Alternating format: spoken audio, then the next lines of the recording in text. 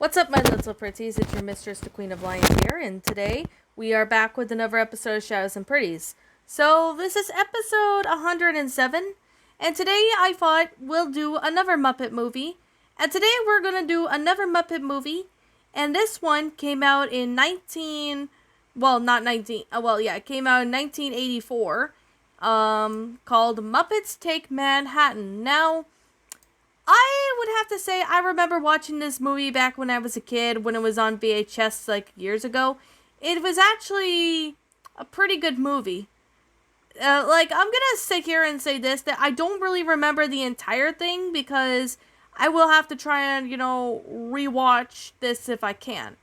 Like, maybe whenever I have the opportunity, I am going to consider rewatching this one. Now, Muppets Take Manhattan was another Muppet movie that was the first film to be. It's a Muppet movie that, evolves, you could probably guess it. It follows, what was it? Oh, yeah. Follows Miss Piggy and Kermit getting married. So, yeah, I just thought I would point that out. Now, this one was theatrically released in 1984. So, if you were a kid in the, late 70s or early 80s, you might remember this. Most of you guys probably remember seeing this, on VHS when you were a kid. So, there's that. I watched this on VHS back when I was a kid, and mainly it's been years. So, it's a fantasy sequence in the film introduced the Muppet Babies, toddler versions of the lead Muppets later on. So, this was filmed in New York City during the prior summer, and it was released on July 13th, 1984. So, Muppets Take Manhattan was the first film to be directed by Oz, who previously co-directed, the Dark Crystal, which is... I've never seen The Dark Crystal, so I might consider maybe taking a look at it if I can. And Jim Henson was also in there, not counting the Sesame Street film Follow That Bird, but it is the final Muppet film produced before the deaths of Henson and Richard Hunt. So, anyways, with that being the case, that being said, I am going to go through with this movie, kind of review it, explain what's going on in the movie. So, if you guys haven't watched this movie in like a really long time, maybe this will be a refresher. But if you guys don't want to hear any spoilers, I recommend you leave this, video and go watch another of my videos if you haven't. So, this involves, Kermit the Frog, Miss Piggy, Fozzie, and Gonzo and the rest of the Muppets have graduated from, Danhurst College, and had an entertaining of their fellow graduates to their theatrical production of Manhattan Melodies. Upon the suggestion of making it to show Broadway, the Muppets proceeded with the idea, and they certain that they'll become stars instantly. So arriving in Manhattan, the group meets the producer Martin Price, or Dabney Coleman, as he was placed, but the police arrived and revealed that he is wanted for a con artist named Murray Plotsiski, and he gets arrested, leaving the Muppets' hopes dashed. So they tried other vehicle productions, but to no avail, leading to their moral finances taking a nosedive, I guess you could say. Thinking that they're becoming a burden to Kermit when snaps at them, the rest of the Muppets agreed to go their separate ways for new occupations. Though Miss Piggy secretly remains in Manhattan to keep an eye on Kermit.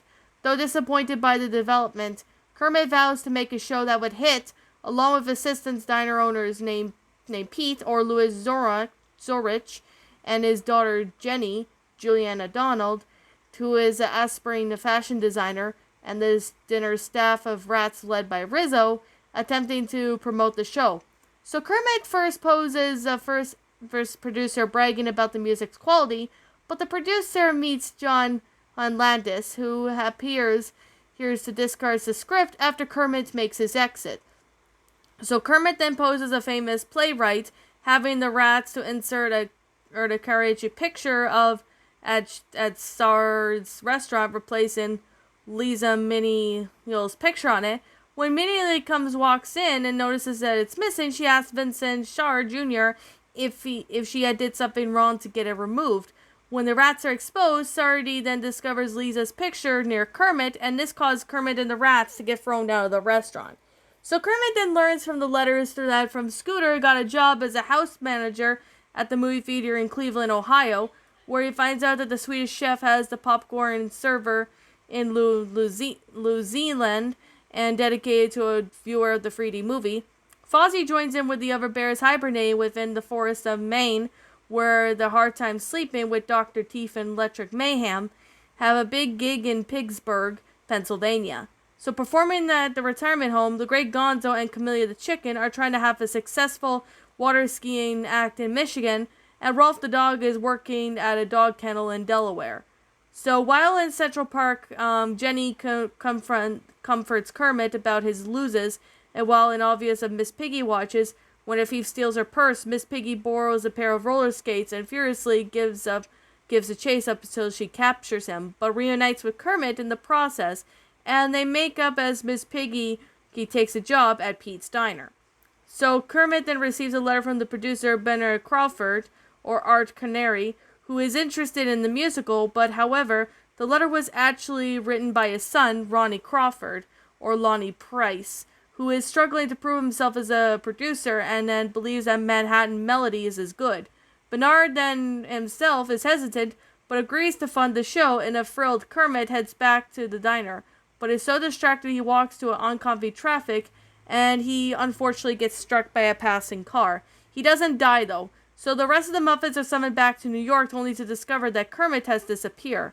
So at the hospital, Kermit's doctor discovers that he has lost memory of his life, and he makes his way to Mansion Avenue, where he meets a trio of frogs, Bill, Gil, and Jill, who all work for advertising and even offering him a job. When he comes up with a slogan, he takes the job and begins to going by Phil with the rest of the Muppets to search for Kermit, with Gonzo at one point trying to pursue Mayor Edward Notch to assist. So Bill, Gil, and Jill and Kermit, or Phil, ends up visiting Pete's Diner, where Kermit's friends recognize him, who then plays the show's opening number and spoons with glasses of water. But before Bill more feedier on the opening night, the Muppets try to help Kermit remember. When Kermit laughs at the idea of being in love with Miss Piggy, she karate chops him, restoring his memory as the Muppets were about to get in place for the show's opening number. The Muppets ask if Kermit and his new friends could watch from backstage. Well, Kermit, realizing that the show needs more Muppets, he suggests that the Madison Avenue frogs, the dogs and the bear and the chickens, become the Superman actors. Now, with the show's success and culminating of what is intended to be in the stage wedding between Kermit and Miss Piggy's characters, only the minister instead of Gonzo was originally intended to be, well, the royal minister, but with all the Muppets of the Sesame Street and Uncle Traveling Matt from Fraggle Rock was present, and of course Miss Piggy and Kermit do get married, and that's how the movie ends. Now, I really have to say I haven't seen this movie in a while, but it's a really good concept of what this happens. I really have to say that I really do like how it all went out. It's a pretty good movie for what this is. So, if you were a kid at the time when this movie was released, maybe in theaters or something, or when you have it on VHS, then I would have to say you really did have a good childhood. So, you'll have a good childhood regardless. So, the production of this under working title The Muppet Movie Free, Jim Henson intently planned for the film to be project in late spring of 1983, having directed The Great Muppet Caper, The Dark Crystal, and even Back to Back. Henson then decided to serve as a lone producer along with David Lasseter. And a co-director, Frank Oz, decided to handle the directional duties, and Henson stated, "I was looking at the year ahead, and I thought my life was really busy. Maybe it's time to give Frank the directing of one of these."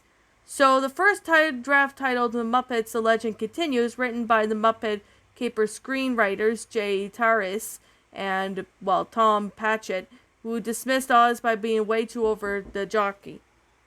And what is really interesting about this movie is that it does have, some guest star appearances. Originally, the list had, certain people like Lily Tomlin, the voice of Miss Frizzle, Michael Jackson, Steve Martin, Dustin Hoffman, Richard Pryor, and a few other ones to, be in it. But of course, there was too much stuff going on that they kind of had to change some stuff up a bit. So, The Muppets Take Manhattan was adapted by the Marvel Comics in 1984 as a page of the super special Marvel Comics. The adaptation was later reprinted into the free issue limited series. So that's really interesting about the marketing when it came to this movie.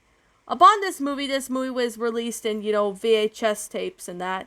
Like the previous Muppet films, such as the Muppet movie, the Great Muppet Caper, and the Dark Crystal, which I have never seen the Dark Crystal yet, so I don't really know too much about it. This was originally released by TriStar Pictures and not produced it by I Incorporated Television Company Films, mainly because it was suffering from extreme financial difficulties at the time. So, of course, it did not revert to the Walt Disney Company until sometime in 2004. Due to this is one of the Muppets, along with Muppets from Space, was a direct-to-video feature Kermit Swamp Years, which, of course, the rights were still controlled by Sony Pictures and not the Walt Disney Studios at the time. Of course, Muppets Take Manhattan was released on VHS and even video disc and all that in 1985, and which was reissued in 1991, followed by the release of, other films. Now, the DVD of this was released in 2001, and of course, whereas the Blu-ray edition was released in 2011, but it contains same as the special bonus features as the DVD. So, of course, this movie grossed out about around $4.4 million, ranking the 5th place at the box office. Although, to be completely honest, when this came out, there was, pretty good movie about what this is.